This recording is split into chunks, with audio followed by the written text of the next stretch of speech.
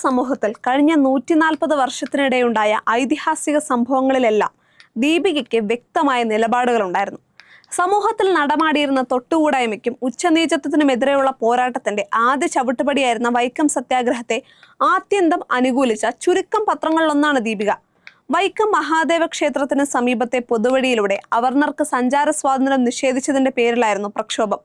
1924 March 30 മുതൽ 603 ദിവസത്തെ സത്യാഗ്രഹത്തിന് അവസാനം 1925 നവംബർ 23 ജാതി അതിർവരമ്പുകൾ നിശ്ചയിച്ച തീണ്ടൽ പലക പിഴുതെറിഞ്ഞതുവരെ ദീപികയിൽ വൻ വാർത്തകളായി. പ്രക്ഷോഭ തുടക്കത്തിൽ നേതാക്കളെ അറസ്റ്റ് ചെയ്തപ്പോൾ 1924 ഏപ്രിൽ 10 ദീപിക മുഖപ്രസംഗം എഴുതിയത് ഇങ്ങനെയാണ്: ജനസമുദായ മധ്യത്തിൽ പല വിധത്തിൽ മാന്യസ്ഥിതിയിലായിരിക്കുന്ന ഈ യോഗ്യന്മാരെയും അവർക്ക് മുന്നോടിയായി ചില വോളണ്ടിയർമാരെയും ശിക്ഷിച്ച് ജയിലിൽ അടച്ചിരിക്കുകയാണ്.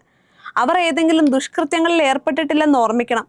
പട്ടിക്കും പശുവിനും പൂച്ചയ്ക്കും പോലും നിർബാധം സഞ്ചരിക്കാവുന്ന ഒരു റോഡിൽ കൂടി നടക്കാൻ ശ്രമിച്ചതായിരുന്നു ഇവരുടെ പേരിലുള്ള ഏറ്റവും വലിയ അപരാധം. പൊതുജനങ്ങളുടെ പണം കൊണ്ട് നടത്തപ്പെടുന്ന പബ്ലിക് റോഡുകളിൽ കൂടി നടക്കാനുള്ള പൗരാവകാശത്തെ ഉപയോഗിച്ചതാണത്രേ മഹാപരാധം. പരിഷ്കൃതമായ ഒരു ഗവൺമെന്റിനും ഇങ്ങനെ ഒരു അപനയം പ്രവർത്തിക്കാൻ ഇക്കാലത്ത് ധൈര്യമുണ്ടാകുന്നതല്ലെന്നും ഈ പ്രവൃത്തി മൂലം തിരുവിതാംകൂർ രാജ്യത്തിന് സംഭവിച്ചിരിക്കുന്ന ദുർയശസ് എളുപ്പത്തിൽ തീരുന്നതല്ലെന്നും മാത്രമേ ഞങ്ങൾ പറയുന്നുള്ളൂ.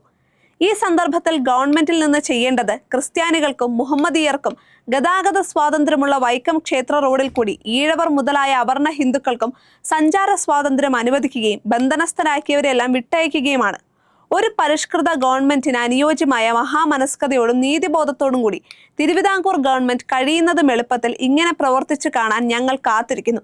1925 മാർച്ച് 9 മഹാത്മാഗാന്ധി വൈക്കത്തെത്തി.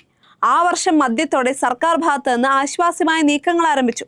അതിനെ സ്വാഗതം ചെയ്ത് 1925 ജൂലൈ 4 ദീപിക ഇങ്ങനെ എഴുതി: വൈക്കം ക്ഷേത്രത്തിന് സമീപമുള്ള റോഡുകളിൽ സഞ്ചാര സ്വാതന്ത്ര്യം അനുവദിച്ചതുകൊണ്ട് മാത്രമായില്ലെന്നും ഈ പ്രവേശന സ്വാതന്ത്ര്യം തിരുവിതാംകൂറിലെ എല്ലാ പബ്ലിക് സ്ഥലങ്ങളിലും സ്ഥാപനങ്ങളിലും സിദ്ധിക്കത്തക്ക വിധത്തിൽ തിരുമനസ്സുകൊണ്ട് കൽപ്പന പുറപ്പെടുവിക്കണമെന്നുമാണ് ഈ രാജ്യത്തെ പൗരസമത്വവാദികളുടെ ആഗ്രഹവും അപേക്ഷയും. അങ്ങനെ തന്നെ ഒരു കൽപ്പന പ്രാദുർഭവിച്ചു കാണുവാനുള്ള ശുഭാവസരത്തെ ഞങ്ങൾ സാദരം പ്രതീക്ഷിച്ചിരിക്കുന്നു. 1925 നവംബർ 23 കെ കേളപ്പനായിരുന്നു വൈക്കത്ത് സഞ്ചാര സ്വാതന്ത്ര്യം അനുവദിച്ചുകൊണ്ടുള്ള പ്രഖ്യാപനം നടത്തിയത്. പിൽക്കാലത്തെ വിവിധ ക്ഷേത്രപ്രവേശന സമരങ്ങളിലും ദീപിക അവർണ സമുദായങ്ങൾക്കൊപ്പം നിലകൊണ്ടു.